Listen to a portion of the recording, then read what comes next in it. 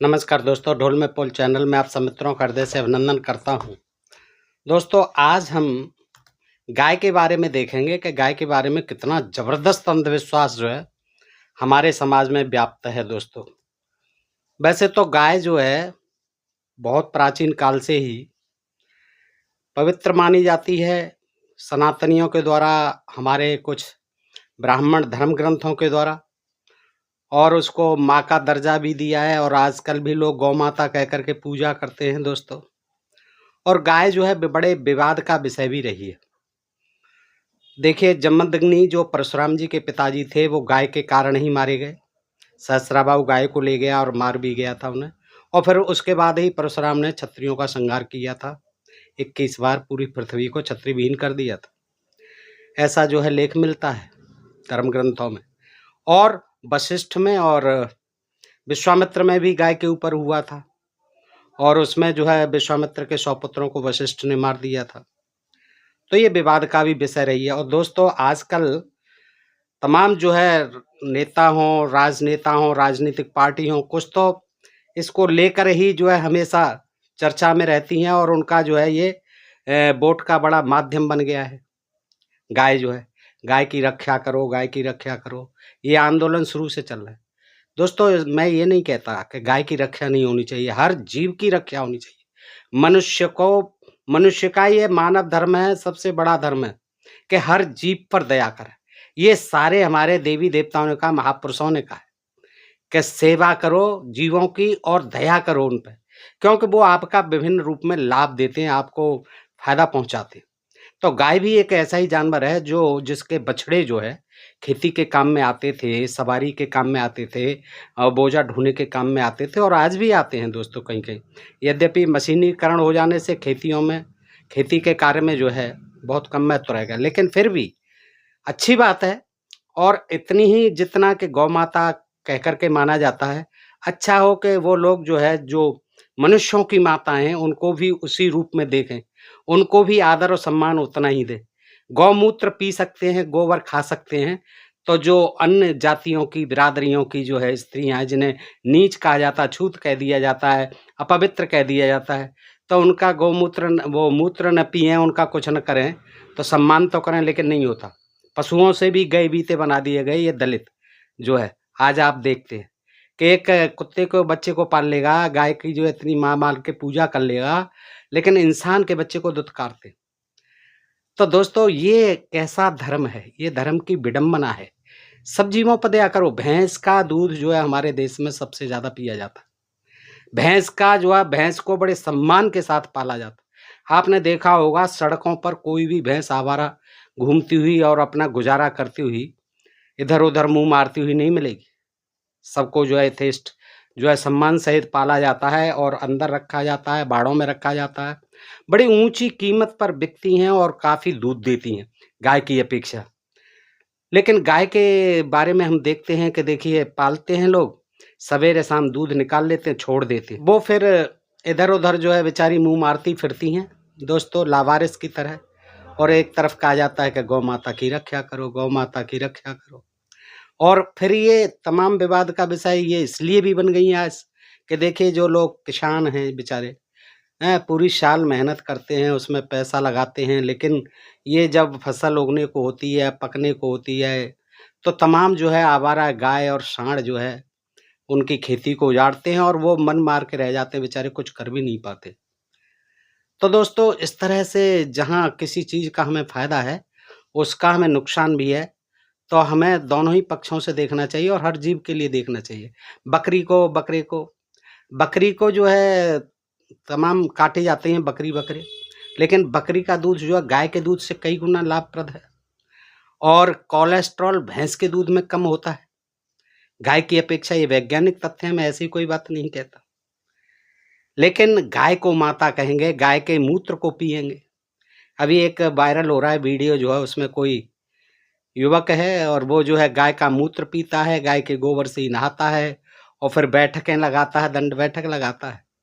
Torsion कहते हैं उसे, देसी टार्जन है। अरे ठीक है भाई, जहाँ वो रहता है ऐसे वातावरण में रहता होगा, अब उस पर और कोई काम तो है नहीं। गाय पालता है, गाय का दूध पीता है, अपनी फल सब्जी खाता है और फिर ये दंड बैठक और ये पेड़ों पर चढ़ाई उतराई करता रहता है। तो ये जो आदमी बचपन से करता है तो वो तो हो जाता है। अब बंदरों को छल कूद कौन सिखाता है? नेचर में वो सीख गए अभ्यास होते होते। तो वो जो है बंदा कहते हैं कि मूत्र पीता है और पी रहा है उससे। ठीक है, 1-2 बार पीता होगा, लेकिन ऐसा नहीं है कि वो अब मूत्र से ही जी रहा है। कैंसर सही हो जाता है ये इसी का। तो भाई जो कहने वाले बाबा भाई हैं, मैं देख रहा था, तुम क्यों नहीं पीती हो खुद? औरों को शिक्षा देती हो, तो फिर हॉस्पिटलों को बंद करा दो। काहे को जाते हो भगे-भगे? ये सब भ्रांतियाँ, अंधविश्वास इन्हीं बाबा भाइयों ने फैलाया हुआ है। जब डॉक्टर की ज़रूरत पड़ती है तो डॉक्टर ही काम करेगा, फिर वहाँ आपका ये अंधविश्वास और पाखंड नहीं काम करेगा। दोस्तों अब आते हैं अपने मुख्य बिंदु पर, काली गाय। किस तरह से लोग, जो आपने देखा होगा आपके इर्द-गिर्द समाज में, गाय को रोटी भी खिलाते हैं, गाय के सिंदूर भी लगाते हैं, गाय के माला भी डालते हैं, फिर गाय के चरण बंदन भी करते हैं। तो दोस्तों ये बड़ा खतरनाक काम है। कोई गाय तो सीधी होती है, लेकिन जब कोई मरखनी गाय पल्ले पड़ जाए तो वो उठा के फेंक देती है। मेरी आंखों के सामने मैंने देखा दोस्तों कि एक बुढ़िया माई जो है दे रही थी और उसके पैर छूने को जैसे हुई, लपक के उसने फेंक दिया सींगों पे उठा के, वो तो बच गई। तो दोस्तों ऐसी घटनाएं कई बार होती हैं, लेकिन ये भी जबरदस्त अंधविश्वास है। और आप बताइए कि आपने कहाँ अपने अड़ोस पड़ोस में अवश्य देखी होगी ऐसी कोई न कोई घटना। और ये विशेष तौर से होता है, गऊ माता को गऊ माता कह के पूजते हैं, लेकिन जो सांड हैं, पिताजी उनको नहीं कहते, पिताजी कह के पूजना चाहिए उनको भी। लेकिन वो बेचारे जो है पिटते हैं, बोझा ढोते हैं और सब काम करते हैं, खेती में काम करते हैं। तो पिताजी की शुद्ध बुद्ध नहीं है दोस्तों, ये कड़वी बात है और मेरी बनाई हुई नहीं है, मैं नहीं कह रहा हूँ, ये आप सब जानते हैं। जब गौ माता है तो सांड तो, जो बैल हैं वो तो पिता हो गए, तो फिर कुछ शुद्ध उनकी भी ले लो। आइए दोस्तों, ऐसी ही में एक जो है एक सच्ची घटना है, लेखक की लिखी हुई है, आइए देखते हैं। दादी माँ की मौत हो जाने के बाद भी गणेशी राम की बात कोई मानने के लिए तैयार नहीं था। विशेष रूप से दादी माँ का बेटा और सारे परिवार के लोग, फिर मोहल्ले वाले कैसे मान लेते। गणेशी राम ने एक बार हिम्मत की थी, जिसका परिणाम वह भोग चुके थे। उन्होंने काली गाय को एक बार डंडे से खदेड़ दिया था मोहल्ले में। इस पर मोहल्ले वाले तो बाद में, सबसे पहले दादी माँ ने ही उन पर गालियों के ऐसे ऐसे बाण छोड़े थे कि उन्हें आज भी याद करके गणेशी राम सिर्फ आह भर कर रह जाते हैं। दादी माँ की मौत के बाद तो यह टीस उनके सीने में कुछ ज्यादा ही असर करने लगी। मोहल्ले वाले सुबह उठते ही पहले काली गाय का दर्शन करते, उसके बाद किसी अन्य काम में हाथ लगाते। कभी कभी काली गाय मोहल्ले से दूर मैदान के आखिरी कोने में जुगाली करती बैठी रहती थी। वहां तक जाकर उसे रोटी खिलाने के चक्कर में हनुमंता, प्रकाश, नरेंद्र, कमल और महादेव कई बार दफ्तर पहुंचने में लेट हो चुके थे, किंतु अपना यह क्रम उन्होंने छोड़ा नहीं।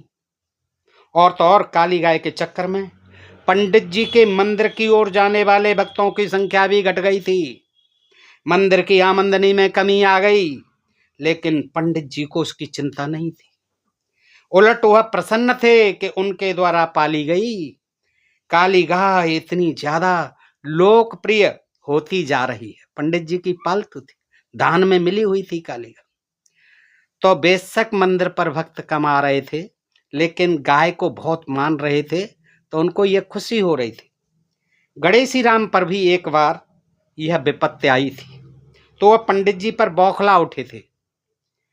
अजीब अहमक आदमी है, गाय दान में मिली है इसलिए इतनी लापरवाही। दूध निकालते समय पकड़ लेते हैं और बाकी समय छोड़ देते हैं। रोटियां दूसरे खिलाएं और गोबर मूत्र भी दूसरे धोएं। काली गाय को इतनी अहमियत देने का सही कारण गणेशी राम को कुछ देर से मालूम पड़ा। लोग कहते थे कि किसी बड़े संत ने गाय के रूप में जन्म लिया है। प्राचीन जन्म में, पुराने जन्म, पूर्व जन्म में ये कोई महान संत थे और उन्होंने जो है इस काली गाय के रूप में जन्म लिया है। ऐसी किंवदंती जो है, यही तो अंधविश्वास की जननी है। लोग अपनी मनगढ़ंत बातें बना देते हैं और अंधविश्वासी लोग, अंधभक्त लोग जो है तुरंत मान लेते हैं। अपने भेजे पर जोर नहीं लगाते। जिसने भी आज तक काली गाय की सेवा की है उसे कुछ न कुछ लाभ अवश्य हुआ है। कुछ कहानियां भी गढ़े श्री राम को सुनने को मिली। दादी माँ की बहू का विश्वास था कि जब से उसने काली गाय को नमस्कार करना शुरू किया तब से दादी माँ के साथ रोज रोज की चिक चिक बंद हो गई। मनोहर की माँ का कहना था कि काली गाय को रोटी डालने के कारण उसके पुत्र की तरक्की हो गई। बाहर से तबादला होकर वह इसी नगर में आ गया। शांताबाई का कहना था कि जब से इस मोहल्ले में काली गाय आई है उसकी किराने की दुकान अधिक लाभ देने लगी है। मंगली बेन का कहना था कि काली गाय के आने के बाद नल आधा घंटा देर तक चलने लगे हैं। इस क्षेत्र का तो कायाकल्प हो गया है। बिजली के बल्बों की जगह ट्यूबलाइट लग गई हैं। ये सब काली गाय का करिश्मा है। तमाम औरतें जो है विभिन्न तरह की बातें कर रही हैं। गणेशी राम ने भी काली गाय को देखा था। वह जुगाली करती हुई चुपचाप बैठी रहती थी।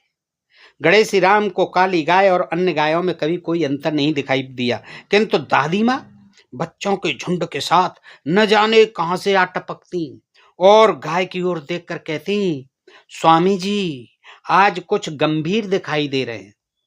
स्वामी जी अंदर थे, उन्हीं का तो रूप जन्म लेके आई है गाय का। स्वामी जी आज स्वामी जी कुछ गंभीर दिखाई दे रहे हैं। दादी माँ कहती, गाय उर्फ स्वामी जी को वह तिलक लगाती और थाल की सामग्री खिलाती। दादी माँ का यह प्रतिदिन का नियम था। एक बार दादी माँ ने कहीं से फूल की माला मंगाकर गाय के गले में डाल दी। उस माला के कारण न जाने क्यों गाय बिदक उठी। उसे अजीब तो लगेगा ही है, वो कोई नेता थोड़े ही है कि कोई बाबा भाई थोड़े ही है कि माला डाल के खुश हो जाएंगे। इधर उधर भागने लगी। कभी वह दीवार पर सींग मारती तो कभी किसी बिजली के खम्भे में अपना गला रगड़ने लगती। उसे तो परेशानी हो रही थी। अंत में जब उसके गले की माला टूटकर कहीं गिर गई तो वह शांत हुई। दादी माँ तुरंत पंडित जी के पास पहुंची और बोली, पंडित जी क्या अनर्थ हो गया जो स्वामी जी आज इतने व्याकुल और बेचैन हो गए? अब आप ही कोई रास्ता बतलाइए। दादी माँ अक्सर ऐसी होती है दोस्त। पंडित जी ने दादी माँ को बड़े आराम से बिठाया, पानी मंगवा कर पिलाया, सांत्वना देते हुए बोले, अभी आपकी शंका का समाधान कर देता हूँ। दादी माँ घबराने की कोई बात नहीं। पंडित जी हनुमान की मूर्ति के सामने थोड़ी देर आंख मूंद कर बैठे रहे और फिर बोले, स्वामी जी को पिछले जन्म में फूल की मालाएं पहनना अच्छा नहीं लगता था। वह अपने भक्तों से कभी हार ग्रहण नहीं करते थे और नहीं चरण स्पर्श कराते थे। आपने गौ माता के गले में हार डालकर बहुत बड़ा पाप किया है। दादी माँ, हे प्रभु अब क्या होगा? दादी माँ की आंखों में आंसू छलक आए। वह अपनी साड़ी के पल्लू से आंख पोंछकर पंडित जी से कुछ कहती। इससे पूर्व ही पंडित जी मार्मिक स्वर में कह उठे, दादी माँ रो नहीं।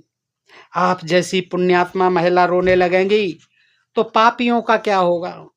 हम आपके बच्चे हैं, हमारे होते हुए आपकी आंखों में आंसू कैसे? पंडित जी के दिलासा देने से दादी माँ की आंखों में कुछ चमक आ गई।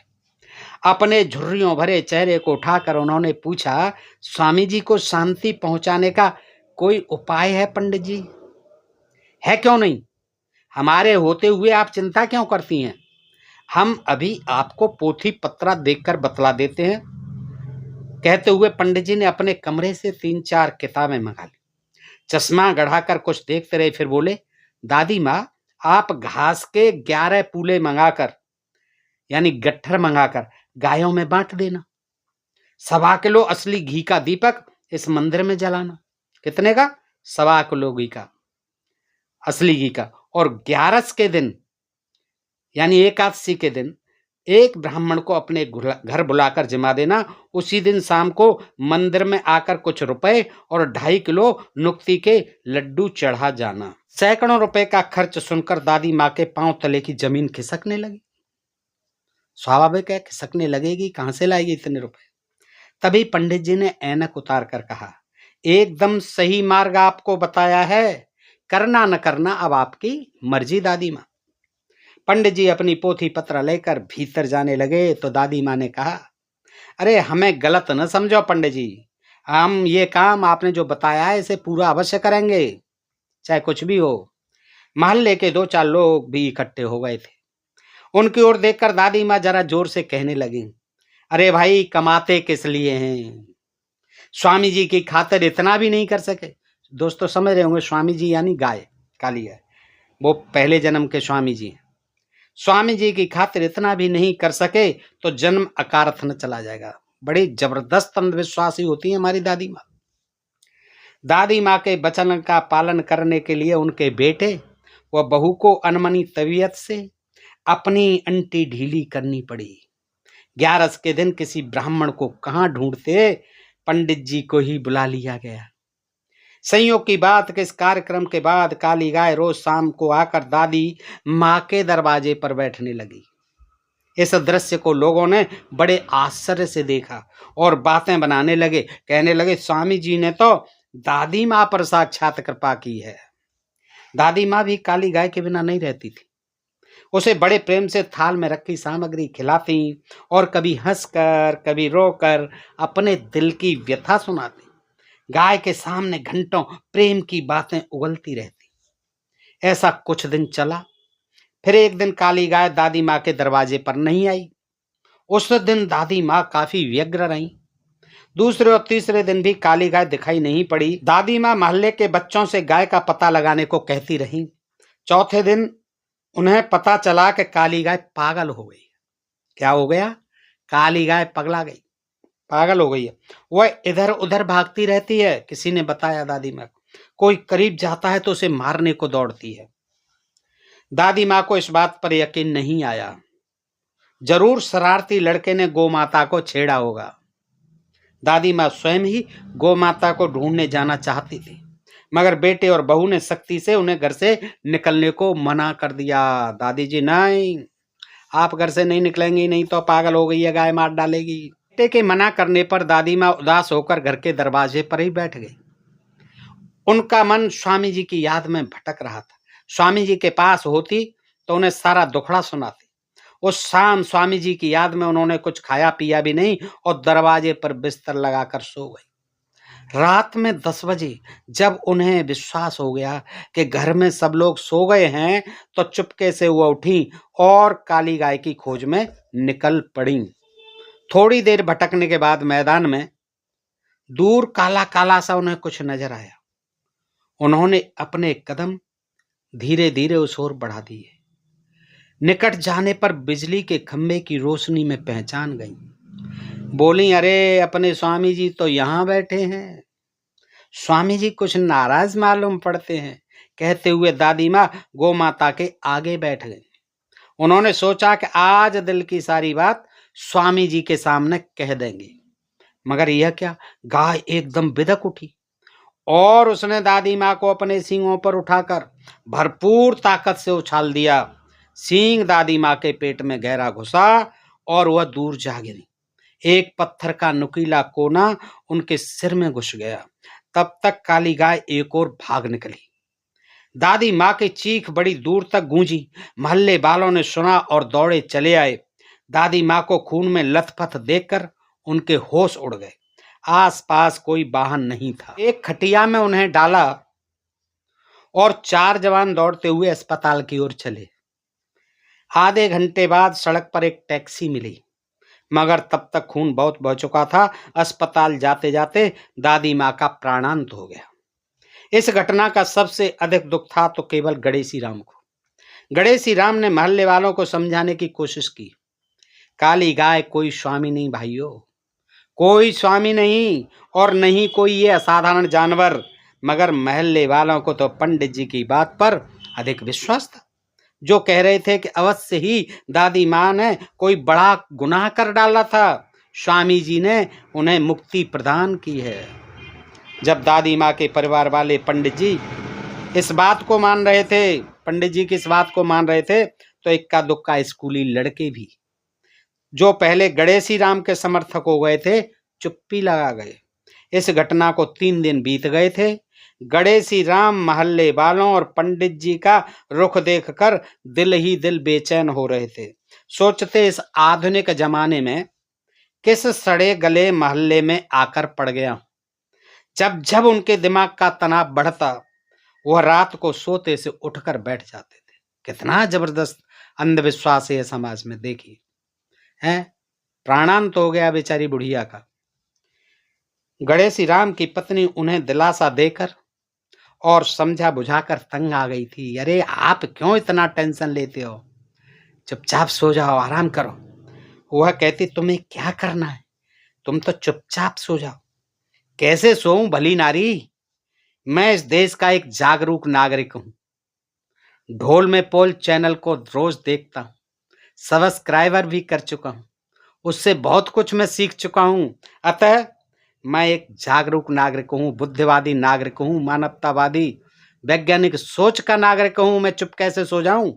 इन लोगों का अंधविश्वास और इनकी पीड़ा मुझसे देखी नहीं जाती। फिर क्या करोगे बताओ? आखिर थककर पत्नी पूछती। कल बताऊंगा। कर गणेशी राम सो गए। यह चौथी रात थी। 5वीं रात को गणेशी राम को कुछ बताने की आवश्यकता ही नहीं पड़ी।